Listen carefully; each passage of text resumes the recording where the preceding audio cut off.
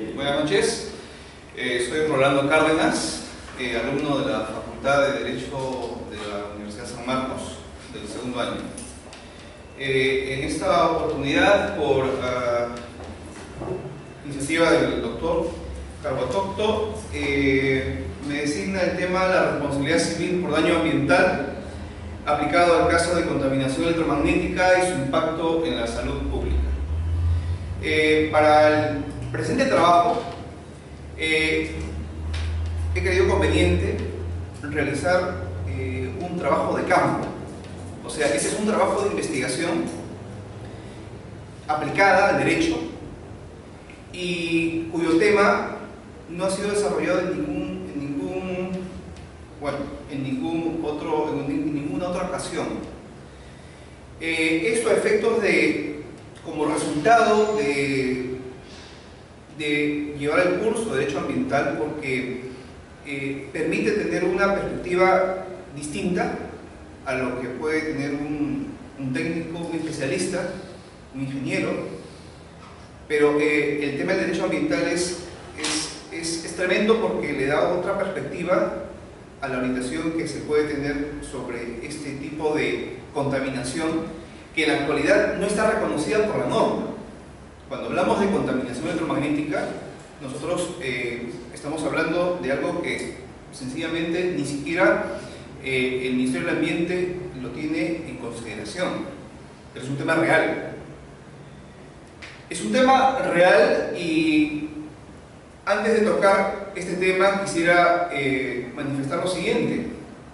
Voy a hacer uso de algunas imágenes que me permita poder mostrarle algunos conceptos previos, porque de esa manera vamos a poder entender el contexto de cómo es que la norma ha ido desarrollándose a través del tiempo. Cuando nosotros hablamos de tema de campos electromagnéticos, esto se genera tiene dos fuentes de origen. Una de ellas es las telecomunicaciones y la otra es las redes de distribución eléctrica.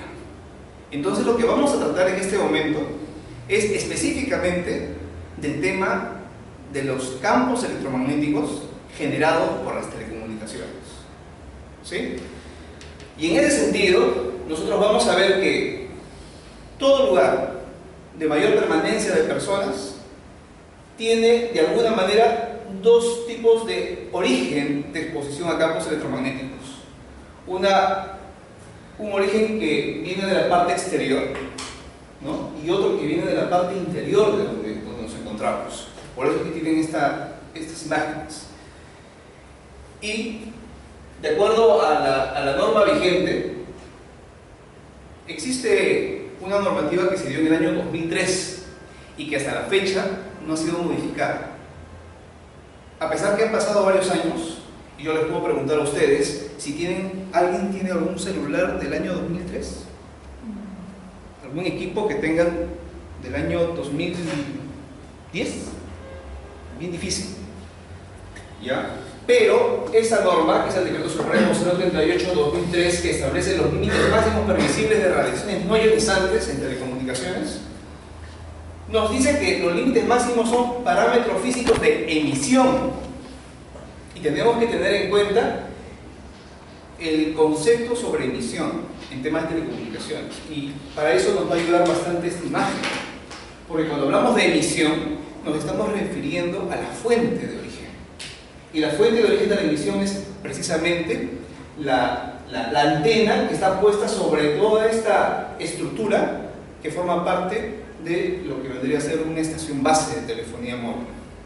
Entonces, este decreto supremo nos dice que los límites máximos permisibles es un parámetro físico de emisión, recuerden lo que sale de aquí de la fuente, que al ser excedido, es una condición, puede causar daño a la salud, ¿sí?, al bienestar humano y al ambiente, ¿sí?, y su cumplimiento es exigible legalmente.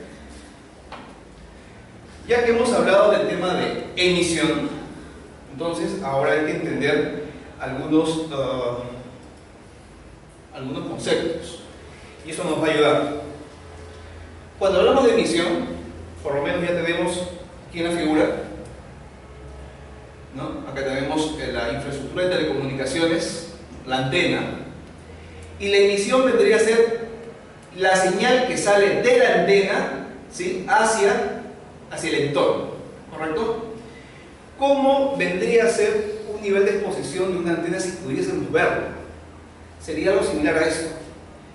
Imagínense estar frente al aeropuerto internacional en una época de invierno de alta nubosidad, y en el momento en que pasa el haz de luz del faro con mayor intensidad, van a ver un haz, y a la vez van a ver que todo alrededor está alumbrado, todo el ambiente, ¿no?, rodeado de neblina, está alumbrado.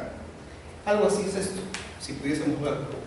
Vamos a ver un haz principal, ¿sí?, que se va a extender con mayor intensidad a una distancia aproximadamente de 100 a 250 metros. La mayor intensidad. Decimos 100 porque es aproximadamente la distancia en la cual toca tierra, ¿sí?, desde el momento que sale al momento que toca tierra. Pero también van a haber señales, como ustedes pueden ver aquí, que se va a desplazar hacia la parte inferior, los cuales no es el haz principal de emisión, sino son haces secundarios que van hacia abajo. Eso es muy importante porque cuando esta infraestructura está sobre una edificación, ¿sí?, sobre una edificación, se le llama torre, ¿ya? Y esa torre, a las personas que tienen, digamos, sobre ese predio, siempre les dicen de que el haz principal viaja de manera horizontal, que la mayor energía no les llega a ellos. Y efectivamente, como pueden ver, es así. Pero lo que no se dice es que también hay, ¿no?, señales secundarias que va a llegar a la base. Ya tenemos en cuenta lo que es la emisión, pero hay un concepto muy importante que en derecho se tiene que rescatar, que es el tema de la ignición. Y la ignición se produce en el interior de una edificación, como podemos ver aquí, ¿sí? Ahora, en temas o en términos de interés que puedan tener las personas o el público en general, ¿qué le puede ser más importante? ¿La emisión o la ignición? Por un criterio. La ignición es lo más importante. Y la respuesta que has dado es justamente la que nos brinda el doctor Seferino Maestro Unturbe, un experto en temas es doctor en medicina de la Universidad Politécnica de Madrid, y nos hace mención justamente de ello. ¿Qué es más importante en estos asuntos técnicos? La potencia de la antena. ¿Cuánto funciona la antena? ¿Saben ustedes cuánto funciona una antena de telefonía móvil? Lo que nos dicen los expertos en el tema, que son ingenieros de telecomunicaciones, posiblemente llegue hasta una potencia de 500 watts. La misma potencia que cuando ustedes van a la tienda y se piden un foco para alumbrar su habitación. Dame un foco de 50 watts, ¿sí? Y esa potencia es para la cual funciona la antena. Pero es un dato irrelevante porque realmente no nos sirve para poder tomar decisiones. ¿Será relevante la distancia? Relativamente sí puede ser importante, pero no es importante la emisión, no es importante la potencia de funcionamiento de estos equipos. El conocimiento o la información más importante es cuánto es el valor total de exposición que tengo en el lugar de mayor permanencia o donde hay personas en el lugar, que es el concepto de ignición. Y ese concepto de ignición en el derecho se utiliza desde tomando como referencia el Código de 1936 como parte de lo que vendría a ser en el derecho civil, ¿no?, los temas de propiedad, muy importante, y que hasta hoy en día sería una propuesta para poder desarrollar soluciones ante esas nuevas formas de contaminación emergentes. Ahora, ¿qué sucede con los parámetros físicos de radiación no ionizante? Tienen que tener una forma de medir.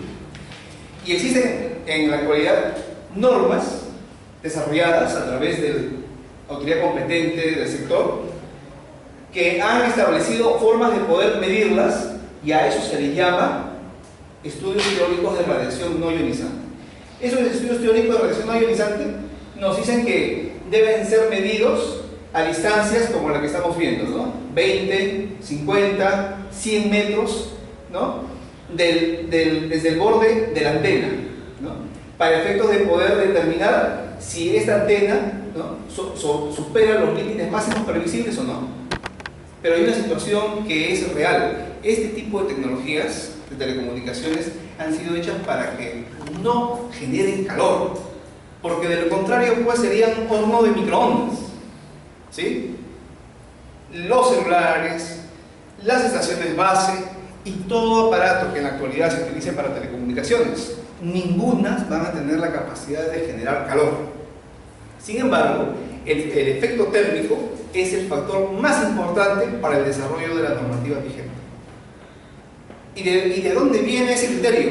Ese criterio nace, o coincidencia, desde la Organización Mundial de la Salud, a través de una oficina que se desarrolló en la década de los 90 y que estableció una oficina encargada de hacer los estudios de radiación no ionizante. Pero la cuestión que en este momento tiene con respecto a la comunidad científica, independiente del financiamiento de la industria, es que esta institución fue desarrollada por un experto proveniente de la industria de las telecomunicaciones. Y es mundialmente conocido, y les voy a dar el nombre, el doctor Michael Repacholi, que en varias oportunidades estuvo en el Perú, siempre nos visita, cada cierto tiempo. Michael Repacholi. ¿Sí? Entonces, este experto en temas de campos electromagnéticos, reconocido en la comunidad internacional, va a desarrollar también el cuerpo normativo de la institución que se encarga de poder recomendar los límites máximos permisibles, ¿no? Y que va a ser tomado a través de los organismos de las Naciones Unidas como recomendación a los países miembros. Y es por eso que en la actualidad, a nivel Latinoamérica, todos tienen de alguna manera, de forma uniformizada, los mismos criterios, los mismos parámetros. Entonces, cuando se hace una medición, ¿sí? Un estudio teórico de radiación no ionizante, se toman las distancias, ¿no? A 2 metros, a 10, a 20, a 50 y a 100.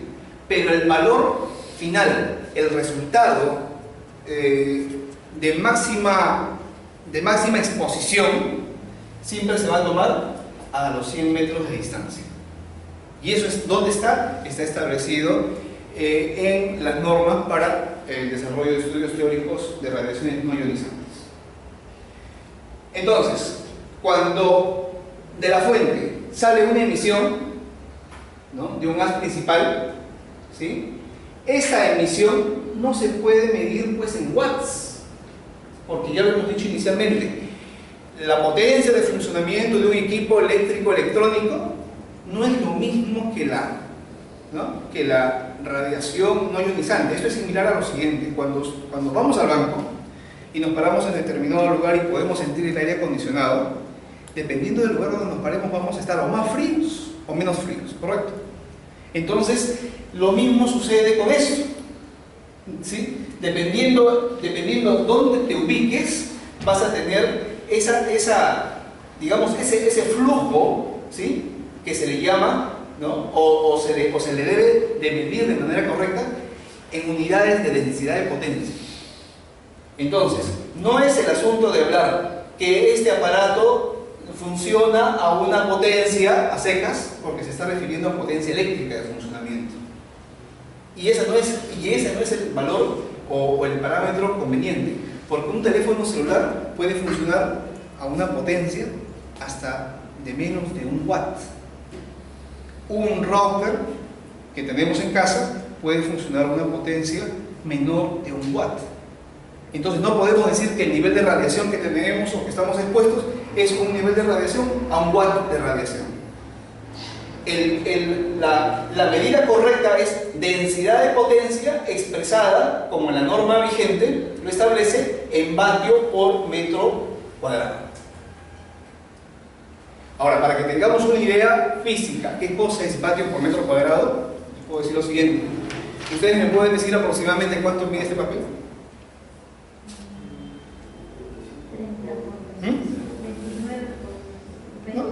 30, ¿no? 30 centímetros por 21, correcto. Y si yo no les enseñara el papel y les digo que un papel A4 mide 30 centímetros por 21 centímetros, ¿tienen la imagen mental de cuánto es ese valor? Sí, porque lo estamos hablando en las unidades en centímetros. Y podemos decir de repente que esto mide ya no en centímetros sino en milímetros. 300 milímetros por 210 milímetros es un poco más complicado, ¿no? Sería un poco más difícil de explicarle a un niño. Pero ¿qué tal si te doy la medida que esto tiene de largo expresada en kilómetros por un ancho expresada en kilómetros? Sería un 0.00000 y recién vendría el valor de los 30 o al final el valor de los 21, ¿correcto?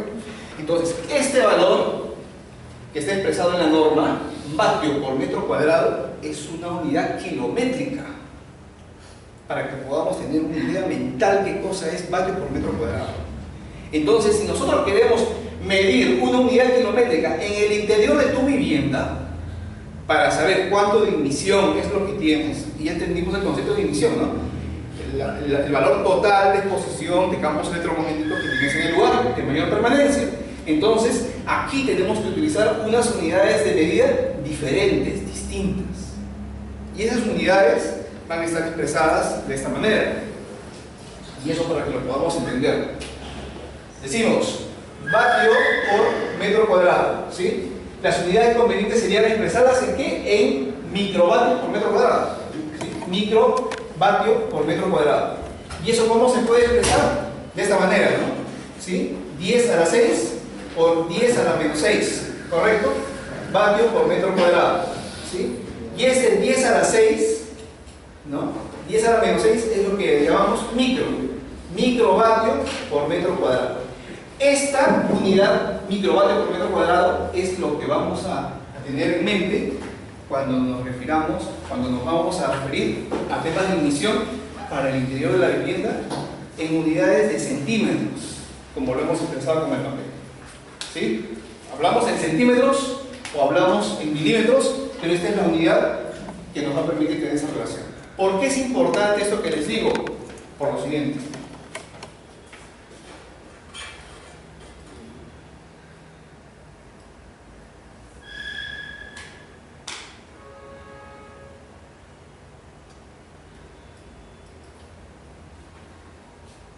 En el año 2011, el Consejo de Europa emitió una recomendación, en realidad es una resolución, la resolución 1815 de 2011,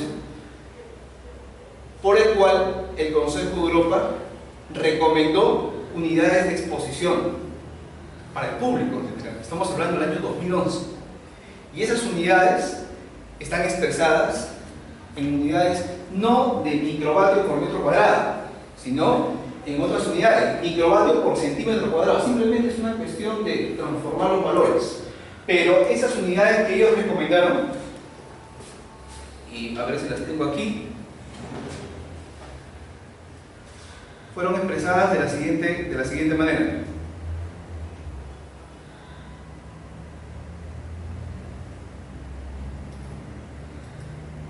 Aquí está.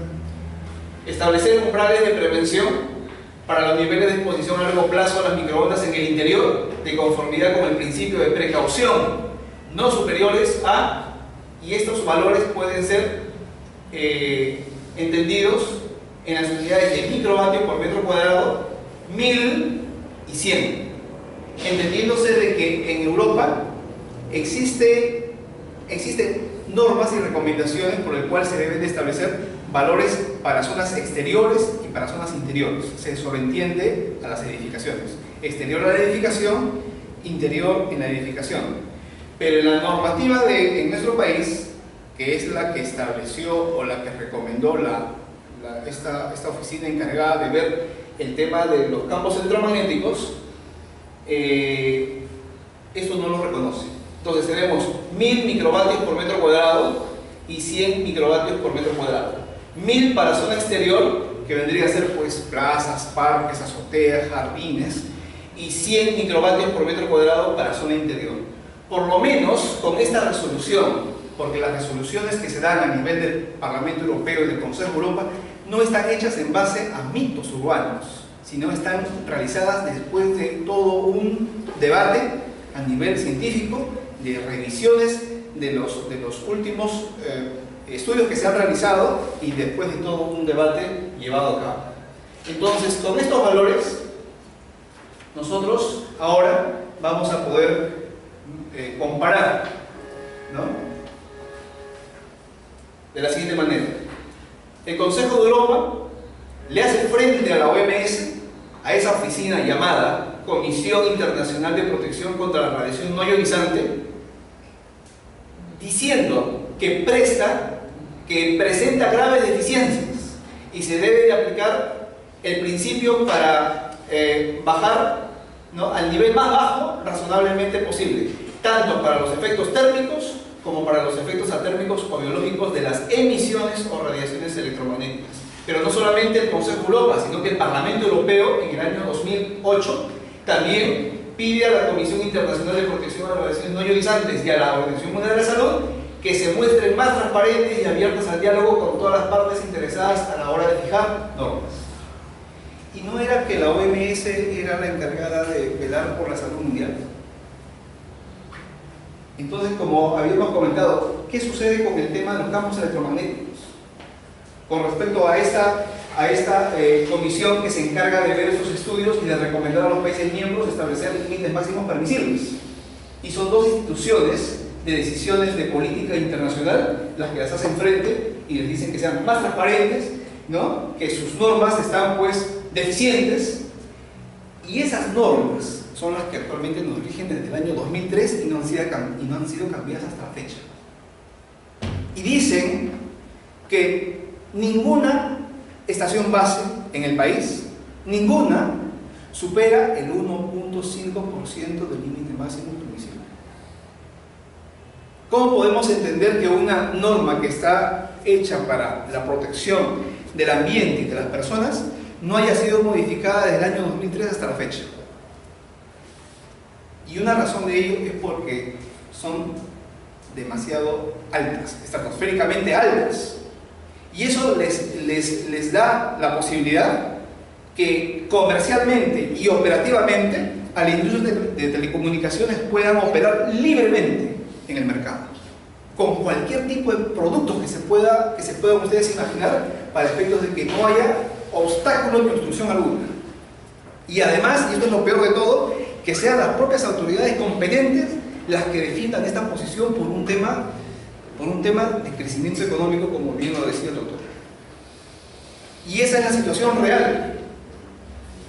Y vamos a verlo por respecto a la norma.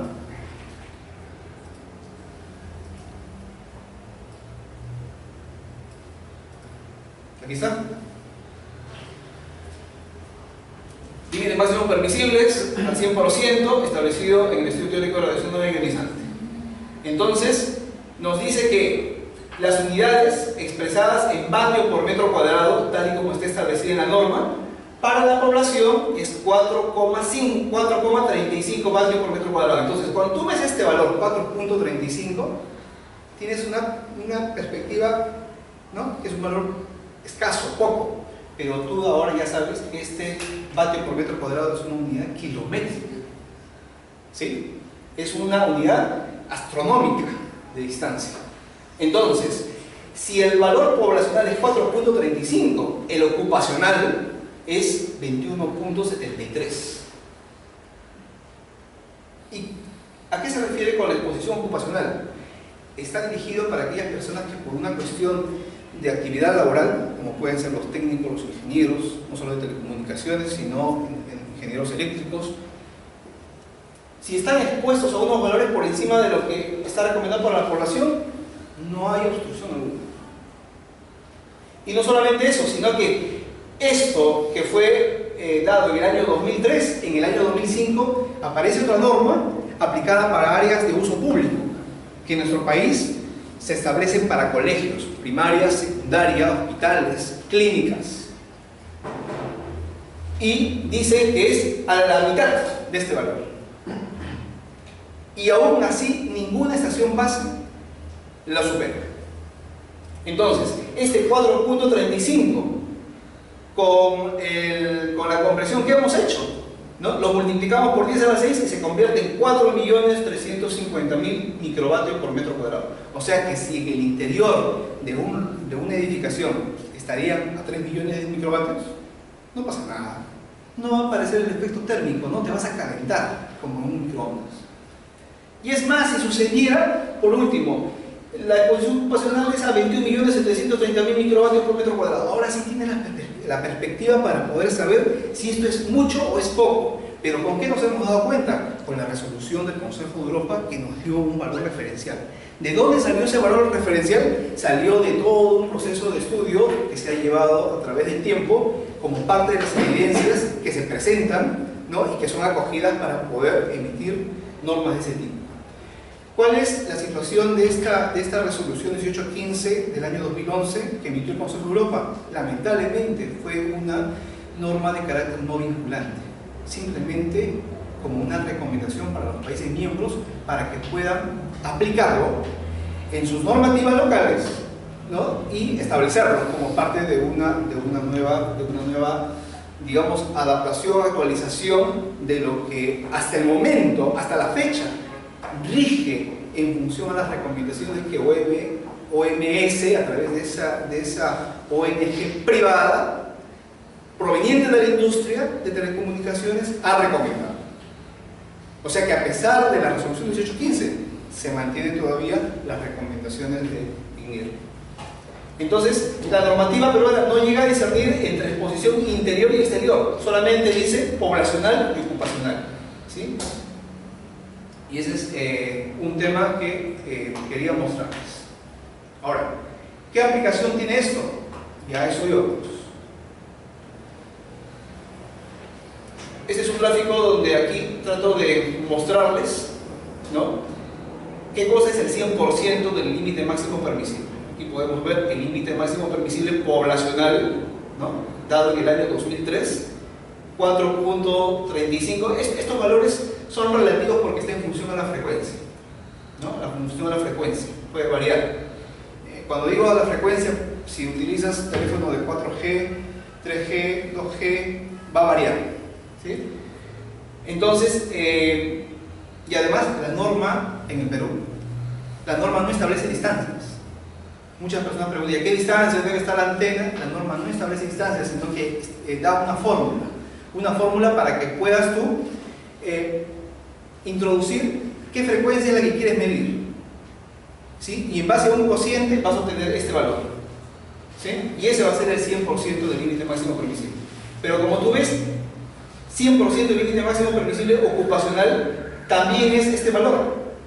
Y en el año 2005 nos dijeron que en áreas de uso público eso también es límite máximo permisible, aplicado en los lugares donde ya les dije, y que en otros países, como Chile, como en otros lugares, se les conoce como áreas sensibles, que son lugares donde no deben de tener cobertura para efectos de poder beneficiar a las personas que están en el lugar. Entonces, si este es el límite máximo permisible, el margen de libertad de las operaciones y comercio sin restricción para todo tipo de fuente de radiación no ionizante, los límites preventivos del año 2011 del Consejo de Europa están aquí, 100 y 1000, tomando en consideración esos valores.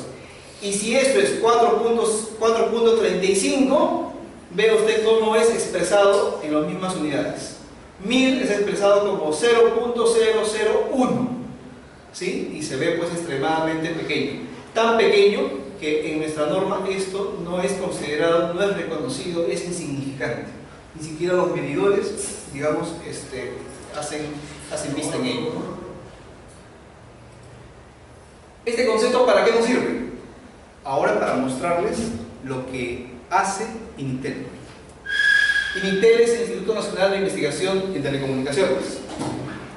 INITEL el año pasado en un evento organizado por el doctor Modesto Montoya. ¿Sí? Es un evento importante a nivel de ciencias en el país. En este evento se presentó el Instituto Nacional de Investigaciones con los resultados de una investigación que hicieron con la medición de teléfonos celulares pegados a la cabeza, con los equipos de medición que ellos tienen. Con equipos de medición que está recomendado en la norma vigente que se debe de utilizar para los estudios teóricos de radiación no ionizante.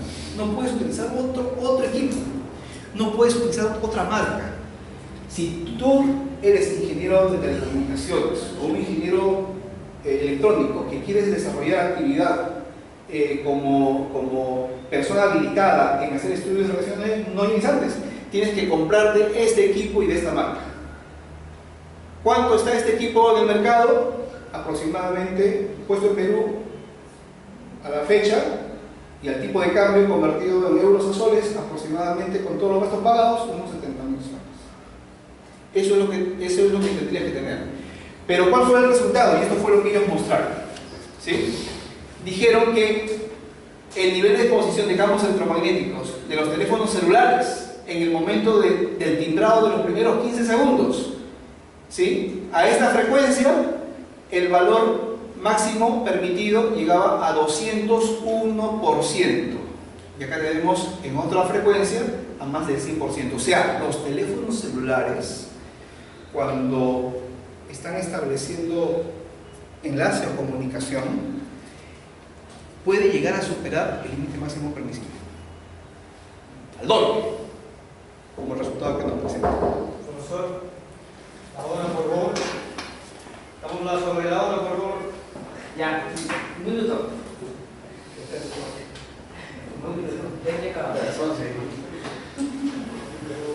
Vamos a dar un break y la próxima cerramos. Doctor, este es el concepto previo porque cuando vayamos a revisar las normas, lo vamos a ver, pero claramente, porque si no, no vamos a establecer la vinculación que se tenía que dar. Tarea, ya revisen esas fórmulas y la próxima clase.